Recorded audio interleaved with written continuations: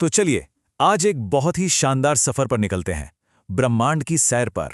हम शुरू करेंगे एक अकेले तारे की कहानी से और पहुंचेंगे इस पूरे यूनिवर्स की शुरुआत तक।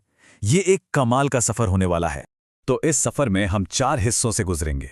पहले हम तारों के बनने और खत्म होने की कहानी जानेंगे। फिर इस विशाल ब्रह्मांड में अपना पता ढूंढेंगे। उसके बाद देखेंगे कि रात के आसमान को कैसे समझा जाता है, और आखिर में हम ब्रह्मांड की सबसे बड़ी कहानी यानी इसकी शुरुआत की बात करेंगे। तो चलिए शुरू करते हैं। आसमान में हमें जो लाखों करोड़ों तारे टिमटिमाते हुए दिखते हैं, उनमें से हर एक की अपनी एक जिंदगी है, अपनी एक कहानी है। पर सोचने वाली बात यह है कि क्या हर तारे का अंत एक जैसा होता है? और अगर नहीं, तो फिर ये कौन तय करता है कि किस तारे का अंजाम क्या होगा? देखिए, हर तारे की कहानी शुरू होती है गैस के एक बहुत बड़े फैले हुए बादल से। ग्रेविटी की वजह से जब ये गैस धीरे धीरे सिकुड़ने लगती है तो ये एक घने बादल का रूप ले लेती है, जिसे हम नेब्यूला या निहारिका कहते हैं। और फिर जब इस बादल के बीच में दबाव और गर्मी इतनी बढ़ जाती है कि न्यूक्लियर फ्यूजन की आग सुलग उठती है, बस उसी पल एक नए तारे का जन्म होता है। करोड़ों अरबों साल जलने के बाद जब एक तारे का ईंधन खत्म होने लगता है तो वो फूलकर एक रेड जायंट यानी लाल दानव बन जाता है। अब यहां से कहानी में एक दिलचस्प मोड़ आता है। इस पॉइंट पर आकर तारे का भविष्य 2 अलग-अलग रास्तों पर निकल पड़ता है। ये उसकी जिंदगी का सबसे अहम मोड़ है। तो ये फैसला होता कैसे है? मतलब कौन तय करता है कि तारा किस रास्ते पर जाएगा? इसका जवाब हमें दिया एक भारतीय वैज्ञानिक एस चंद्रशेखर ने। उन्होंने एक लिमिट की खोज की जिसे हम चंद्रशेखर लिमिट कहते हैं। यही वो लिमिट है जो एक तारे का भविष्य तय करती है। और वो जादुई नंबर है हमारे सूरज के मास का 1.44 गुना। मतलब कोई तारा इस लिमिट से छोटा है या बड़ा, बस यही एक बात उसकी किस्मत का फैसला कर देती है। आप कह सकते हैं कि ये पूरे ब्रह्मांड का एक बहुत बड़ा टिपिंग पॉइंट है। तो चलिए इन दोनों रास्तों को देखते हैं। अगर तारा चंद्रशेखर लिमिट से छोटा है तो वो शांति से अपनी जिंदगी खत्म करता है। वो धीरे धीरे सिकुड़कर एक व्हाइट ड्वार्फ यानी एक तरह का फॉसिल स्टार बन जाता है, और फिर अरबों सालों में ठंडा होकर एक ब्लैक ड्वार्फ बन जाता है। लेकिन अगर तारा इस लिमिट से बड़ा है तो उसका अंत बहुत ही धमाकेदार होता है। वो एक जबरदस्त सुपरनोवा विस्फोट में फट जाता है, और इसी विस्फोट से लोहा, सोना, ऑक्सीजन जैसे भारी तत्व बनते हैं और पूरे ब्रह्मांड में फैल जाते हैं। वही तत्व जिनसे ग्रह, तारे और हम सब बने हैं। उस भयंकर सुपरनोवा विस्फोट के बाद जो कुछ बचता है वो ब्रह्मांड की कुछ सबसे अजीब और पावरफुल चीजें होती हैं। जैसे कि न्यूट्रॉन स्टार, जो सिर्फ एक शहर जितना बड़ा होकर भी सूरज से ज्यादा भारी हो सकता है, या फिर क्वेजार, जो पूरी की पूरी गैलेक्सी से भी ज्यादा रोशनी फेंकते हैं। चलिए इनमें से कुछ को थोड़ा और जानते हैं। इन्हीं में से एक चीज है पल्सर। जरा सोचिए, एक न्यूट्रॉन स्टार जो बहुत बहुत तेजी से घूम रहा है, और घूमते घूमते वो लाइट हाउस की तरह स्पेस में रेडिएशन की किरणें फेंकता है। जब ये किरणें घूमकर पृथ्वी की तरफ आती हैं तो हमें एक रेगुलर टिक टिक टिक जैसा सिग्नल मिलता है।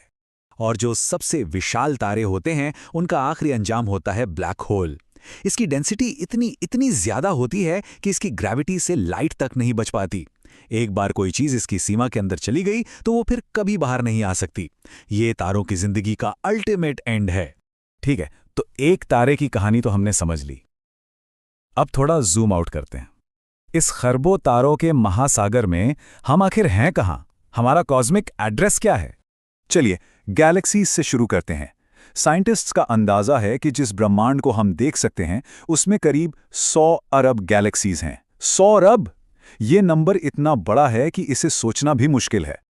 और अब ये सोचिए, उन 100 अरब गैलेक्सीज में से हर एक के अंदर औसतन करीब 100 अरब तारे हैं।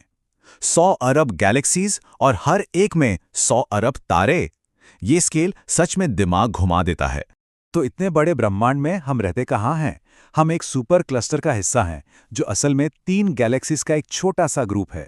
ये हमारा लोकल कॉस्मिक परिवार है। इस सुपर क्लस्टर के 3 मेन मेंबर्स हैं। एक तो हमारी अपनी गैलेक्सी, जिसे हम मंदाकिनी या मिल्की वे कहते हैं।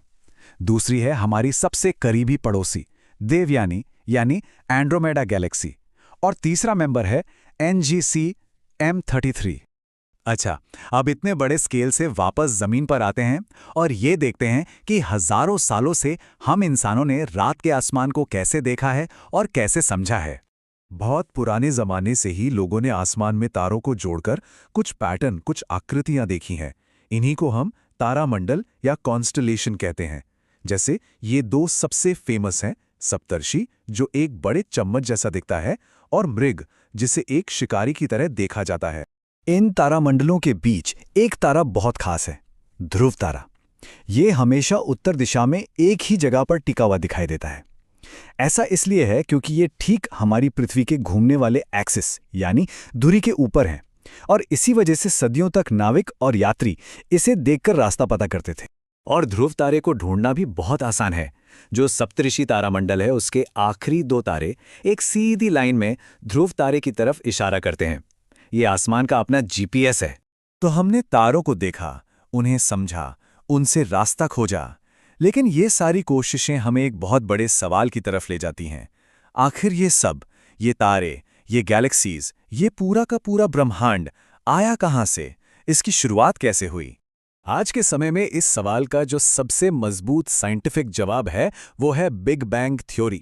ये थ्योरी कहती है कि करीब 15.5 अरब साल पहले पूरा यूनिवर्स एक बहुत ही छोटे, बेहद गर्म और घने पॉइंट में बंद था। फिर एक जबरदस्त महाविस्फोट हुआ और उसी एक पल में स्पेस, टाइम और हर वो चीज जिसे हम जानते हैं वजूद में आई। और ये कमाल का नजरिया है कि कैसे सब कुछ एक दूसरे से जुड़ा है, एक के अंदर एक। हमारा सोलर सिस्टम तारों के सिस्टम के अंदर, तारे गैलेक्सीज के अंदर, और गैलेक्सीज इस विशाल ब्रह्मांड के अंदर। ये सब एक ही बड़ी कहानी का हिस्सा है। हबल जैसे साइंटिस्ट ने यह साबित किया कि हमारा यूनिवर्स आज भी फैल रहा है। सारी गैलेक्सीज एक दूसरे से दूर जा रही हैं। लेकिन एक थ्योरी ये भी है कि जिस ताकत की वजह से ये फैल रहा है वो एक दिन खत्म हो जाएगी। और फिर क्या होगा? तो आखिरी सवाल यही है, अगर शुरुआत एक महाविस्फोट, एक बिग बैंग से हुई, तो क्या अंत एक महासंकुचन, एक सुपर क्रंच से होगा? क्या सब कुछ वापस उसी एक पॉइंट में सिमट जाएगा जहां से ये सब शुरू हुआ था? ये एक ऐसा सवाल है जो हमें इस ब्रह्मांड की विशालता और इसमें अपनी जगह के बारे में सोचने पर मजबूर कर देता है।